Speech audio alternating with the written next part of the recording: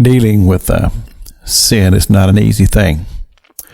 And confessing a fault, confessing something that's happened in life, and sometimes it's been years ago, it's a very difficult thing because you know there are consequences. That once this is said, once this is out, there's going to be consequences. People are going to be hurt, and there's going to be a price to pay. But sometimes the burden becomes so heavy that you just can't carry it anymore. It's often been done that people have gone and they've made their confession. They've dealt with it years and years later. Because as we talk about these brothers of Joseph, here they've come to Egypt and they've been rebuffed by, quote, the governor. And now they're feeling desperate because they're not going to be able to take food home to provide for the family back home. And they look at one another and they say, this is because of what we did to Joseph all those years ago. I mean, that guilt is just right there in the forefront of their soul and their being. They've dealt with it all of these years. They've looked their father in the face and told that lie over and over and over again.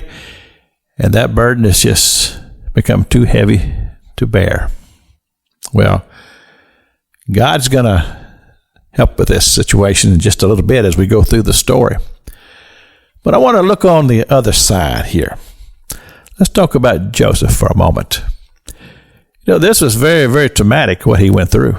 I mean, it's not every day that your brothers turn against you, throw you in a pit and leave you there to die, and then take you out and sell you into slavery. I mean, that doesn't happen to somebody every day.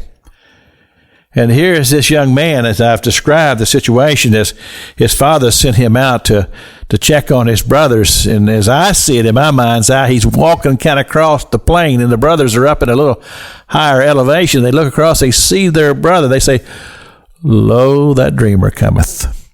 And though they hated him because of all the things that he talked about, how great he was, and he had that coat on that his father had given him, and they were just so envious, and they said, let's kill him. And so when he arrives in the presence of his brother, he's certainly not expecting this type of greeting. And then he goes from that, and we read the scripture on Tuesday, how this says it. Reuben says, and we saw the anguish of his soul. And just to watched him as they sold him and they took him away. So how's Joseph been able to deal with this all these years? Has he just forgiven his brothers? I don't think so. Because now, as we see the picture, the tables are turned. Here are these men who are desperate for food, and he makes them squirm.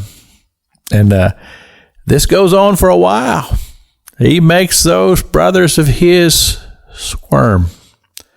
I think it's a little payback myself.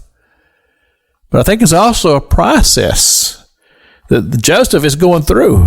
He's dealing with, how am I going to forgive these men for what they did to me? And so many times we feel justified in our unforgiveness. But the truth of the matter is that unforgiveness is detrimental no matter what side it's on. And forgiveness is something we have to find.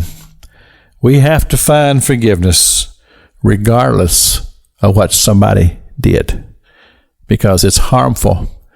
It's necessary. We have to be able to find it.